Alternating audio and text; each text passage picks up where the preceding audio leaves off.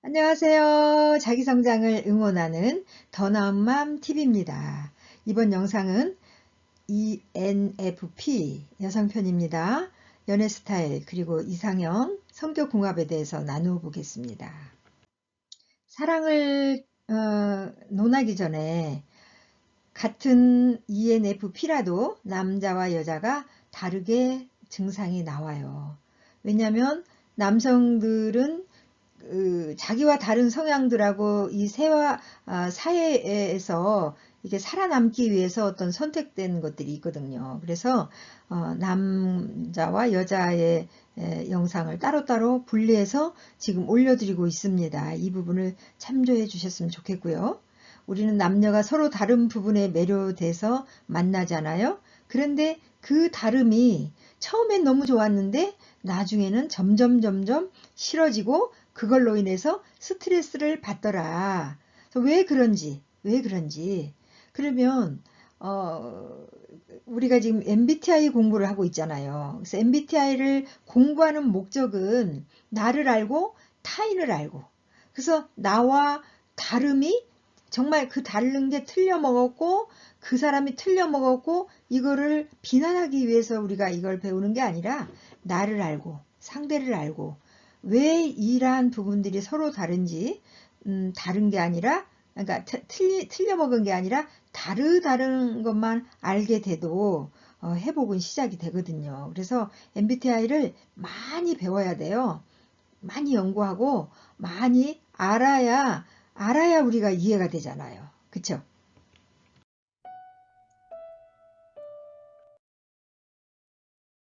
우선 자신에게 있는 장점부터 알아야 되겠죠.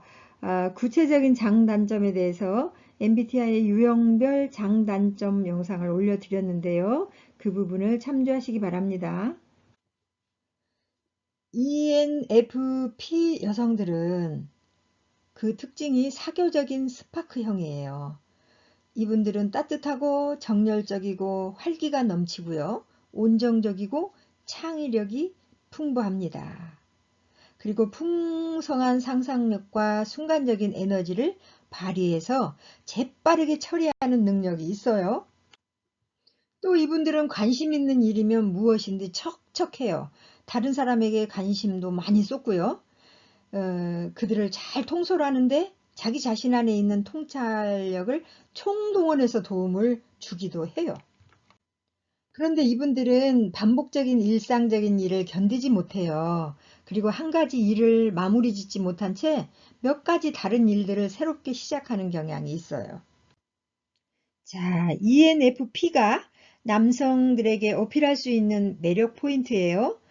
풍부한 표현력과 열정이 넘치는 모습이, 그리고 아이와 같은 순수함이 이들의 매력이죠. 그리고 밝고 착하며 어디로 튈지 모르는 엉뚱함도 있어요. 그러면서 상대에게 헌신하는 모습이 너무너무 좋게 보이는 사람들인 거죠.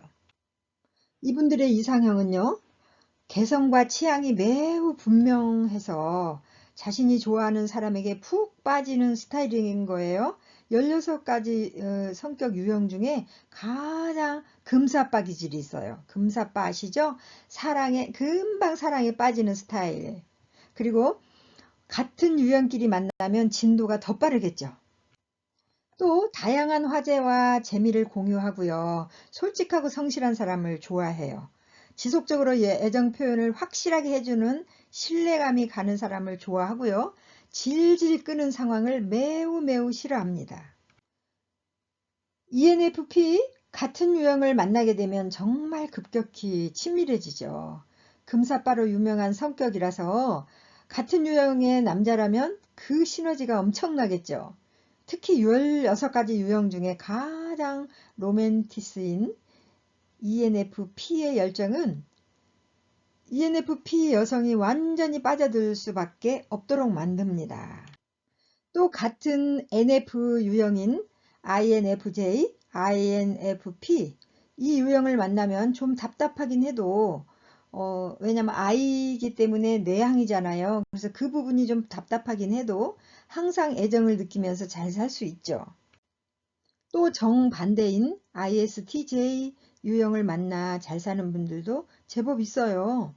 ISFJ, ISFP, ESFP 이 유형도 잘 맞는 편입니다. 이번에는 이분들에게 피해야 될 유형이 있어요. 일단 ESTJ와는 상극입니다. 반드시 조심해야 합니다. 그리고 NT기질, INTJ, INTP, ENTP, ENTJ 유형과도 엄청난 갈등을 일으킵니다. 그리고 극단적인 현실주의자들인 ISTP, ESTP 유형도 마찰이 생겨요. 오지랖이 넓어서 따라다니며 잔소리하는 타입인 ESFJ와도 마찰이 우려되죠. 이번에는 ENFP 여성들이 남성들을 만날 때 조심해야 될 부분이에요.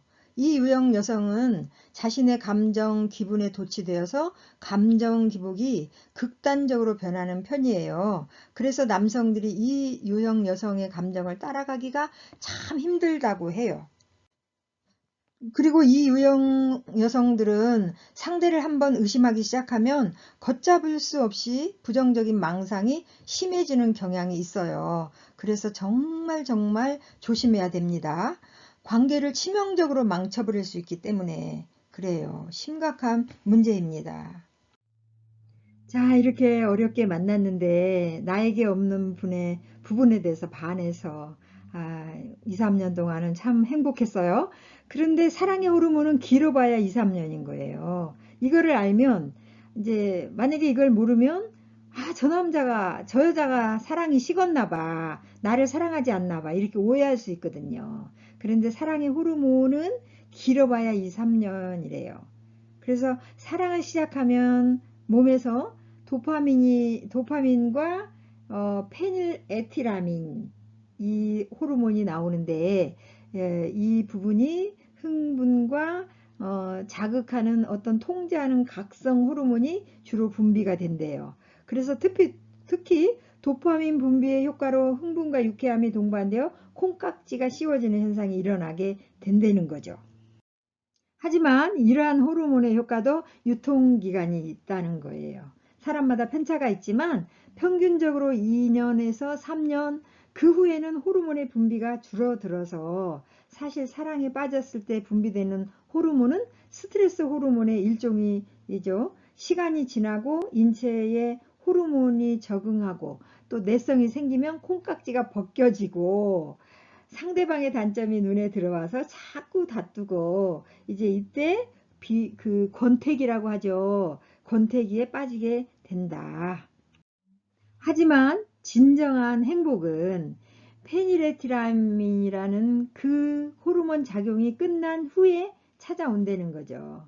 그러니까 사랑의 호르몬이 2, 3년에 끝난다 그랬잖아요. 그때 진정한 행복이 찾아온다는 거죠. 이때 뭐가 필요하냐면 정말 그럼에도 불구하고 사랑, 또 열정, 책임, 헌신이 따를 때 그럼에도 불구하고의 참사랑을 할 수 있다는 거죠. 그러니까 상대가 하는 것이 마음에 안 들고 상대의 허점이 보여도 내가 사랑과 열정과 책임과 헌신이 있다면 참사랑을 할 수 있다는 거죠. ENFP 여성 여러분, 그리고 이 영상을 끝까지 시청해 주신 여러분 모두 자신이 원하는 연애 스타일, 이상형, 그리고 성격궁합 잘 찾아서 좋은 인연으로 행복하세요. 오늘 영상은 ENFP 여성 편이었습니다. 연애 스타일, 그리고 성격궁합, 이상형에 대해서 나눠봤습니다. 오늘 영상이 어떠셨습니까? 오늘도 더 나은 마음 되세요. 감사합니다.